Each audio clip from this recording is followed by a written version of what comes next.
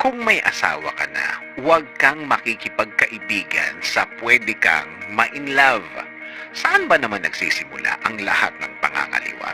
Sa pakikipagkaibigan, sa pakikipag-usap, sa pakikipagbulahan. Hanggang hindi mo na namalayan, nagiging close na kayo.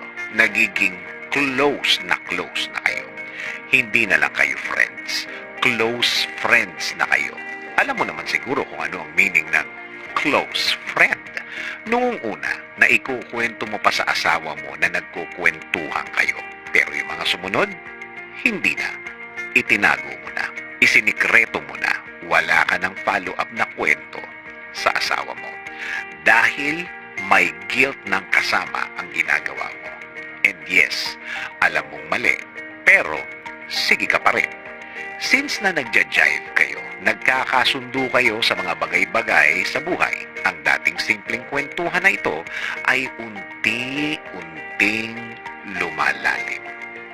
Feel na feel mong nagiging iba na ang mga nagiging usapan nyo.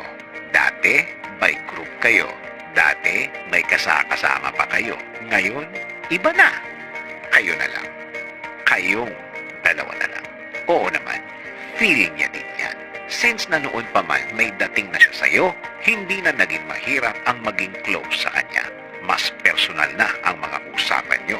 Iba na ang tono. Hindi na lang kayo magkaibigan. Naglalandi ka, lumalandi siya. Naglalandian na kayo. Huwag mong sabihin na nadadala ka lang ng sitwasyon. Dahil sa una pa lang, alam mo nang mali.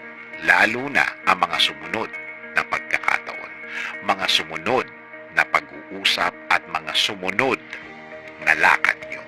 Hanggang maramdaman mo na lumubog ka na in love ka na. Oo naman, you felt good. Pero, tinatago mo. Hanggang ang mga susunod mong gagawin, magsisinungaling ka na.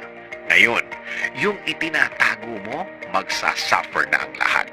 Ang mga dapat mong gawin, hindi mo na magawa. Kasi, itinatakas mo na lang ang mga pagkakataong magkasama kayo. Sabi mo, hanggang hindi alam ng asawa mo, hindi siya masasaktan. Mali ka. Maling-mali ka. Ngayong ginagawa mo yan, sinasaktan mo na siya. Kapag nalaman niya yan, sa tagal na itinago mo, doble, triple ang sakit.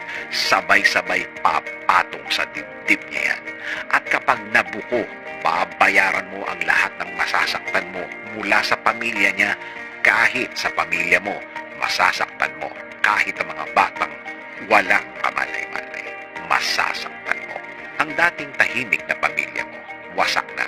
Kahit ubusin mo ang dahilan o rason, i-justify mo man ang ginawa mo, wala nang maniniwala sa'yo. Kahit sino pa ang takbuhan mo, huhusgahan ka. Lalo na ang mga taong nakakakilala sa'yo, nakakakilala sa inyo. Oo naman, kilala nila kayo. Kilala ka nila. Alam na alam nilang sinungaling ka. Naghahanap ka lang ng simpatsya. Pero kahit anong daldal mo, kahit anong gawin mo, iba pa rin ang tingin nila sa taong nagloko. Iba pa rin ang tingin nila sa taong nangaliwa, pumatol sa iba, mga taong unfaithful. Ngayon, makikipagkaibigan ka pa ba sa taong pwede kang ma-inlove? Na-imagine mo na ba ang gulong idudulot sa'yo at sa tahimik mong pamilya? Ikaw na ang lumayo, ikaw na ang umiwas, ikaw na ang pumigil sa sarili mo. Oo, kahit wala pa kayong ginagawang masama, huwag na lang, kalimutan mo na lang. At kapag nagpigil ka, alam ng Diyos na nagpigil ka, nagkontrol ka, nakikita niya, naiintindihan niya. Lahat naman ng magandang ginawa mo, may katapat ding kabutihan.